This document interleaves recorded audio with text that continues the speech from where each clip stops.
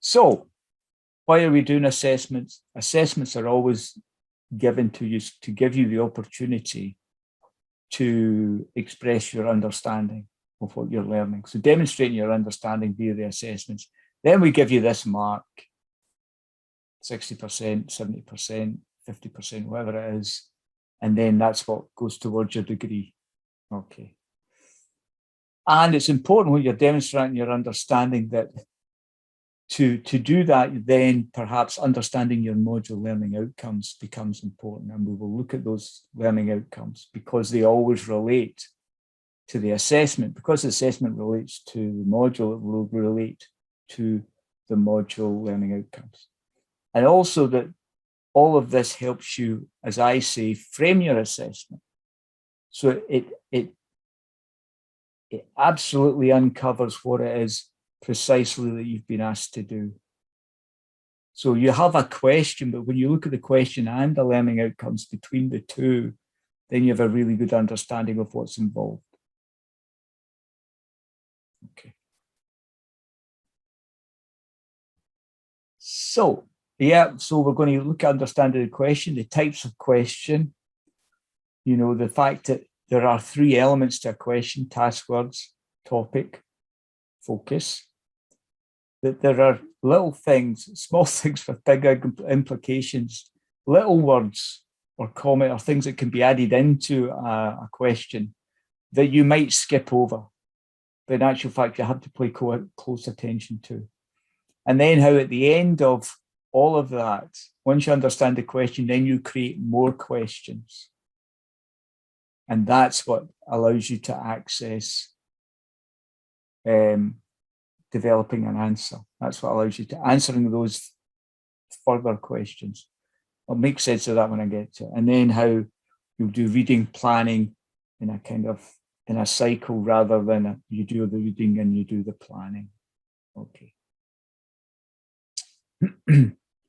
So yeah, very briefly, before when you were answering a question, and I want you to make this key difference, before when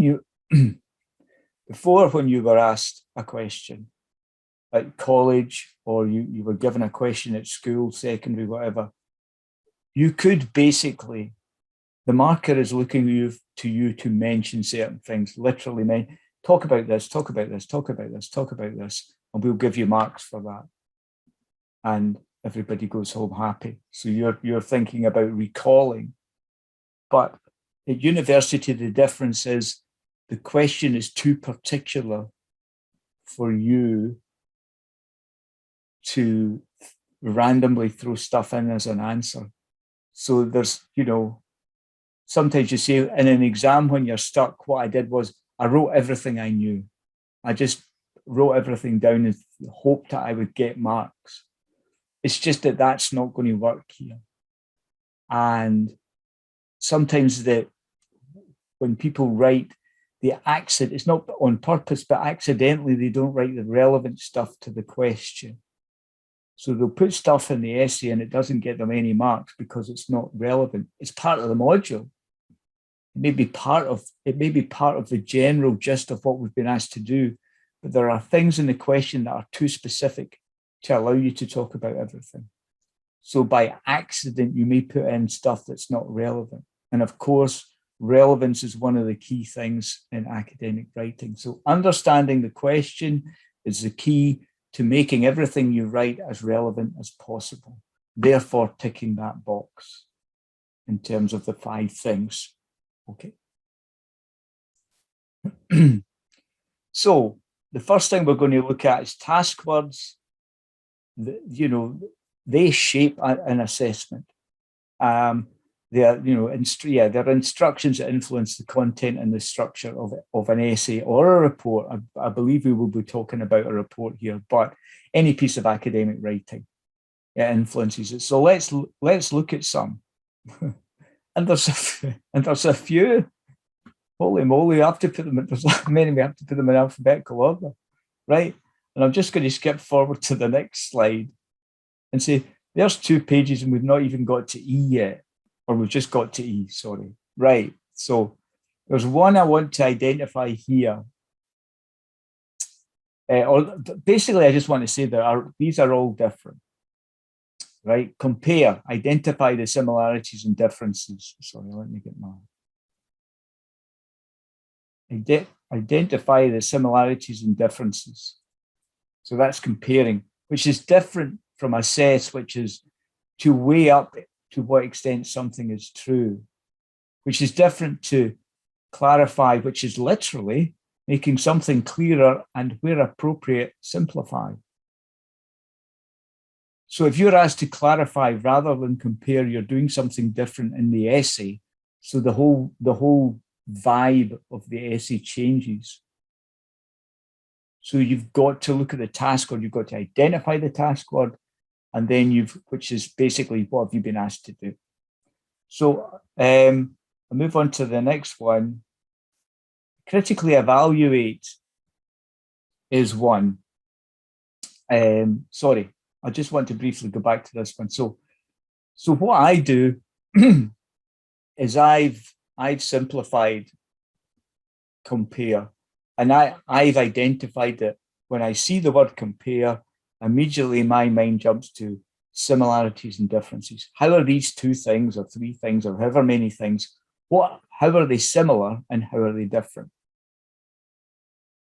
So, the difference between a car and a bus. A car and a bus are similar because they're modes of transport. They transport people. The differences are one's carries a lot more people than the other one. It's run as a business. The other one is much smaller and it's privately owned generally. So that's it. Similarities and differences. Critically evaluate is,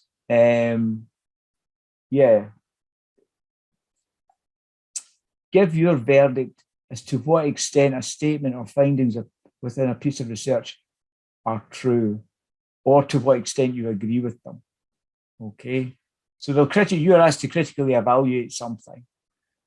Provide evidence that both agrees and contradicts an argument. Come to a final. But my shorthand for this is, when I see critically evaluate, I just see give something a score out of 10 with words. So I would say, if I agree with something, I would give it 9 out of 10. If I didn't like it, I would give it 1 out of 10.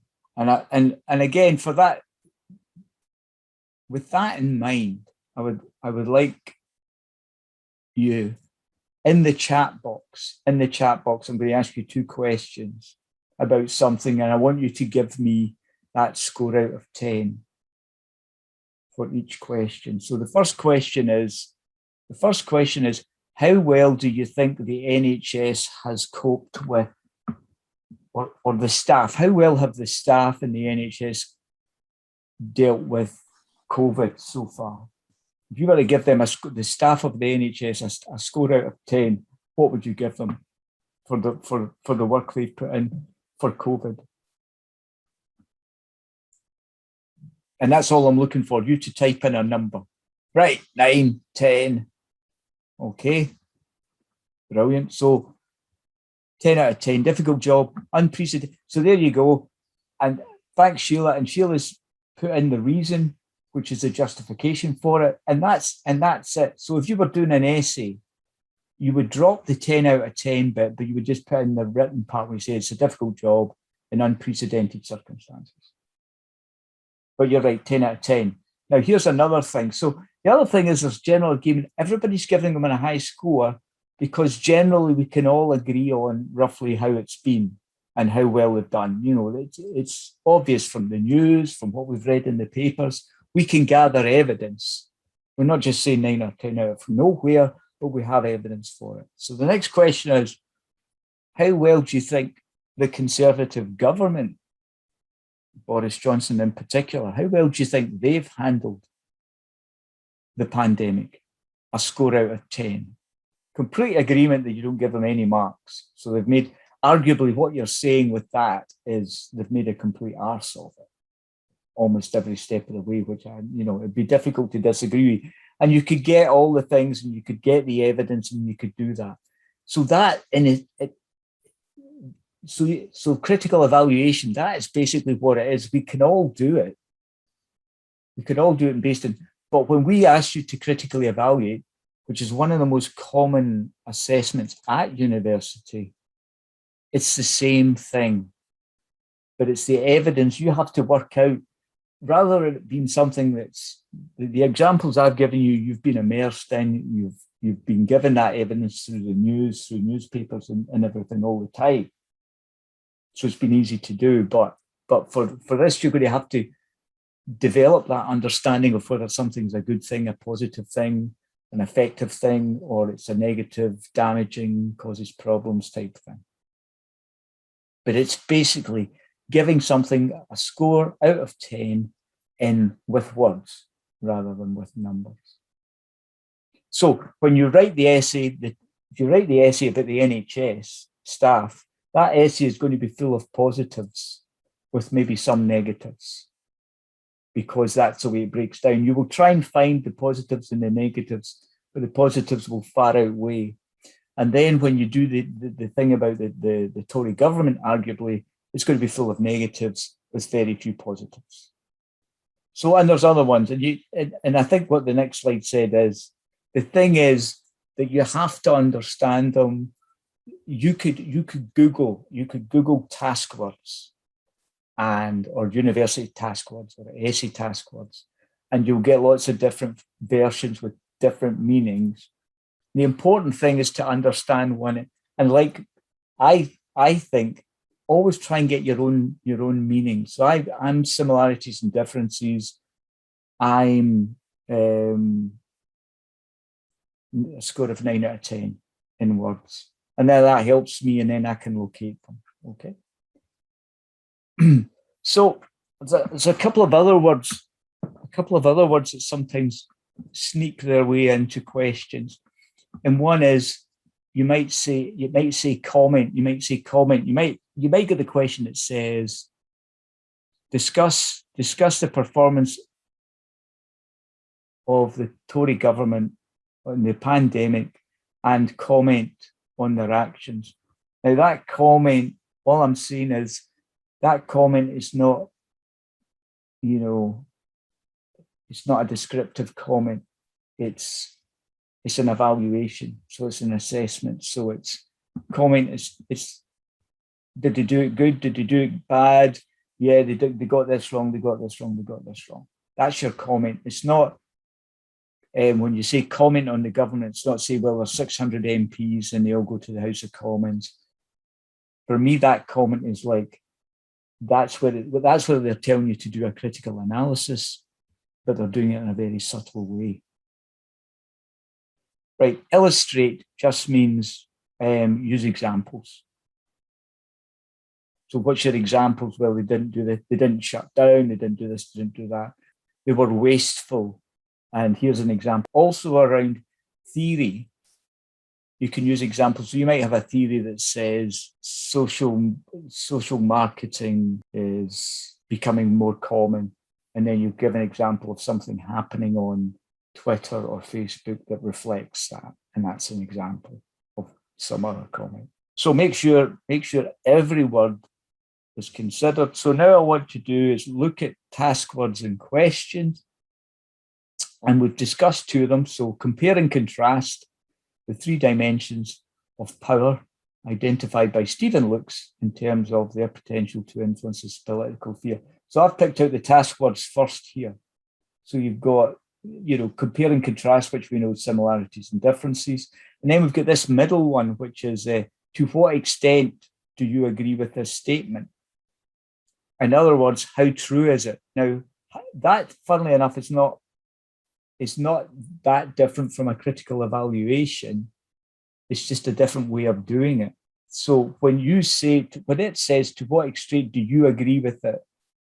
You could only come to that opinion if you've critically evaluated it and found out if it's true or not. So the fact that the comment, to what extent, always follows a statement. So the statement here is an assertion, it's a claim. The Gallic revival was the most important factor in advancing separatist nationalism. So all you have to do is to say, well, where's all the evidence that it was the most important factor? And where's the evidence that something else was more important or that was not as important? And then once you've done all of that, you can say, in the essay, you can say, by the evidence provided, it is fairly clear or obvious that it was the most important factor or it wasn't the most. And that's, to me, it's another way of saying critically evaluate, but it's understanding that to what extent do you agree with, you've got to work out how true something is. And it's usually a statement. The third one is the critically evaluate. So it's this 9 out of 10, sorry, 9 out of 10. Give a score out of 10 for the direct and indirect effects of Donald Trump's executive order, blah, blah, blah. So this one, we're given a 9 out of 10. Sorry, we're given a score out of 10. Why do I keep saying 9 out of 10? We give a score out of 10 for that. So then we're going to look at the next part. Now, the next part is the topic of the question. So that's the topic of the question is a bigger thing. So all questions have this big thing. So the big thing in the question is, part of this question is the 3 dimensions of power identified by Stephen Lukes. Now, you don't need to understand what that was. You don't, I'm not asking you, we're not going to look at that, but I'm just saying that's the big bit. And I'm able to establish that that's the topic and that's important. So that will have play some part in your answer. And then the next one for question 2, it's the Gaelic or Gaelic revival, which is the big topic, the big thing. And then for the third one, I think it's Donald Trump's executive order is the big thing to be talked about. So these are the things that are the kind of bigger things that have to be talked about. And these, generally the topic in a question is a topic in the module. It may relate to a lecture or a couple of lectures or a group of lectures, but there'll be this big thing.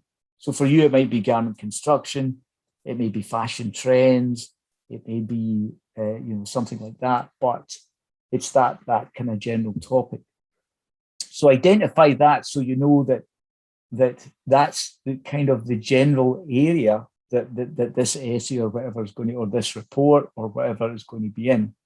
But then the next one is the focus. Now the focus pinpoints the thing that makes the question more specific. And it's what I call it frames it. So it says that although we're talking about the 3 dimensions of power of the Gaelic revival of Donald Trump, the thing is, the important bit is one, its potential to influence the political sphere. So the first question, we're only comparing, contrasting these things in the way that they influence politics. No other way. Nothing else they do is important. Nothing else is relevant. Okay. When we talk about the Gaelic revival, we're not necessarily getting into any great detail about the revival itself, but the question is specifically asking, was it the most important factor? Was it the thing that drove on separatist nationalism or not? Some people say it did, some people didn't say it. What do you think? And then for the next one, when we talk about this, it's Donald Trump's executive order. And to give you a little bit of background, this was when Donald Trump kind of basically banned people from foreign countries coming to the US. And this question is not asking when he banned them, how many people he banned them, but what he's saying, what they're asking here is what were the direct and indirect effects of it on America, on the people traveling? What were the direct and indirect effects of this travel ban? So that's a focus. So there's always a focus in a question you should look out for that says, if you talk about other stuff about the things in blue, the topics, they may not be relevant to the question and may not get you marks because the question will always have a specific point that makes it. That's what we're looking at. Okay, let's look at what you've been asked to do specifically. And what I've decided to do is to take the question from your criminal law module. So, you are the Procurator Fiscal Depute. You're not a fully fledged Procurator Fiscal yet, you're just a depute. Anyway, that's not important. You're based in Edinburgh, I don't think that's really relevant either, but You've been asked to review the facts of the case and prepare a report on whether or not any behaviour described below can be prosecuted under Section 2 of the Abusive Behaviour and Sexual Harm Scotland Act 2016. So that's the basic question before we delve into the facts of the case or make reference to them. So what I want to do here is just to highlight that this question has the three elements that I would be looking for: the task, the topic, and the focus. So there are two tasks. One is to review, and the second one is to prepare a report. So that is telling you what kind of format that the assessment is going to take. It's going to take the form of a report. Now, the topic, in my belief, is the facts of the case. The facts of the case are the general thing that you're going to be looking at, the general thing that you're going to be reviewing. However, the focus is you're not reviewing these facts for any random information or for any random. You're specifically reviewing these facts of this case to establish whether or not any of the behaviour described below can be prosecuted under this Act. So that's the particular thing. So that really does, I mean, as I said before, this helps you frame what you're looking for, and it absolutely does that here. In addition, there is another part that's been added, which kind of goes into more detail and has more explanation of what you've been asked to do. And again, it has the task, not so much the topic, and a lot of the focus as well. So it starts to look at what you've to analyse in some depth. So your analysis of this behaviour should make reference to appropriate legal authority, including reference to the applicable sections and subsections of the 2016 Act, and to any relevant case laws you can identify on how these provisions should be interpreted. So these provisions, interpreting these provisions. And below that again it says the key task in this is statutory interpretation and a reasoned application of that statute to these facts. So statutory interpretation and reasoned application of that statute to these facts. You have to determine if there's any case to answer, I think, is one case based on the facts of the case as they are seen. An interesting point that although the question asks for any relevant case law, in other words, any actual cases relevant to it that you can find, they make the point that these might not be readily available. There might not be many of them because the Act is not that old. Okay, so just to say, of course, there is comprehensive facts in the case, and you will need to make reference to these facts and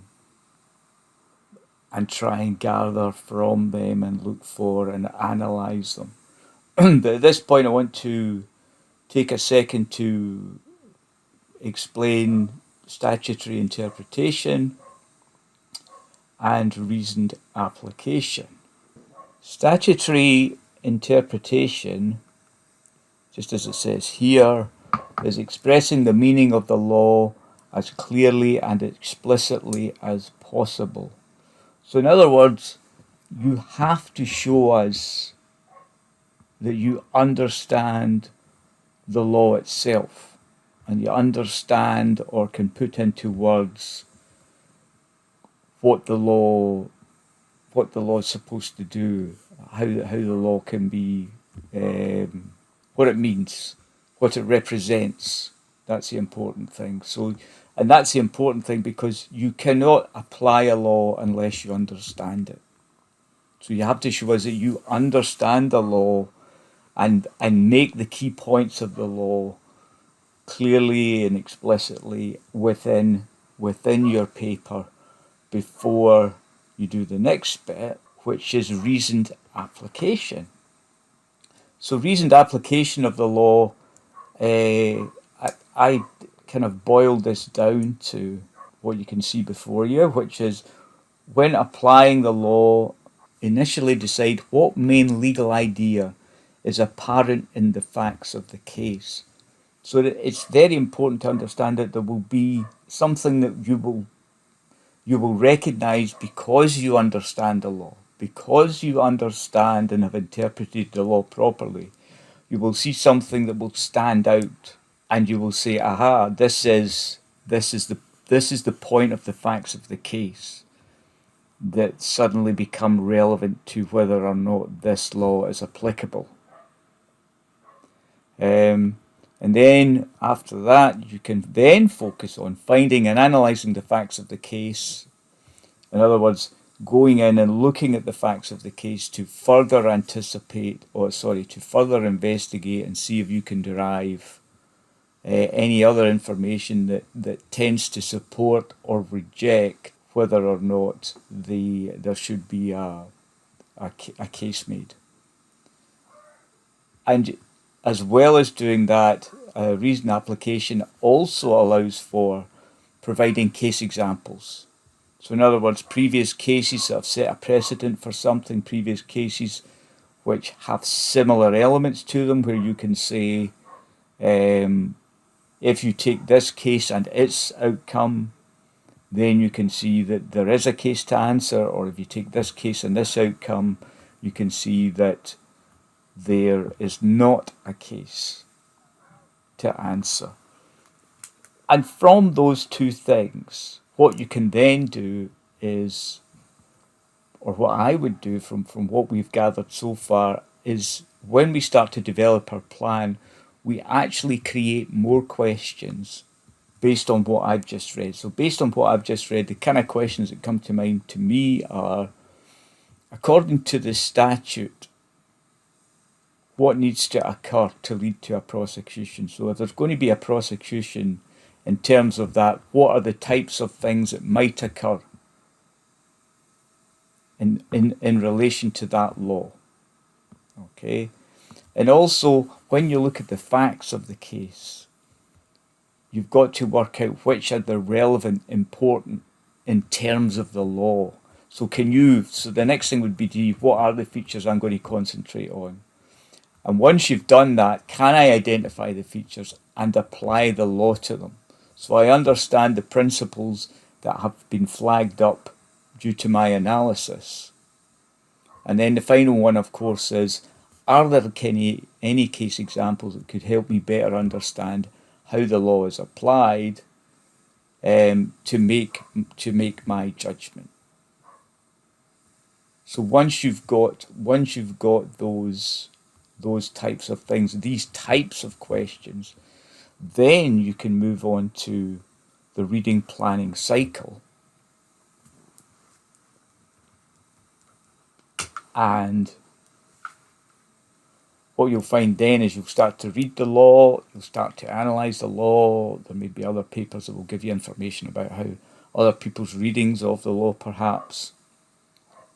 And then you'll start to develop a plan. But it's my belief that once you start developing the plan, it may highlight gaps. So you might, or in other words, you'll generate more questions from the plan. You'll have a plan, you'll say, there's maybe a bit missing here, or there's something I could do here, or there's something else here. Therefore, I'll go back and I'll read some more. And the important thing I'm saying is that this part of it is a cycle. It's not a linear process, it's a cycle that you can repeat and repeat until you feel justified in what you've written. And that's you. And then you can start to, at that point, you might start planning, creating a structure, and start to write your report.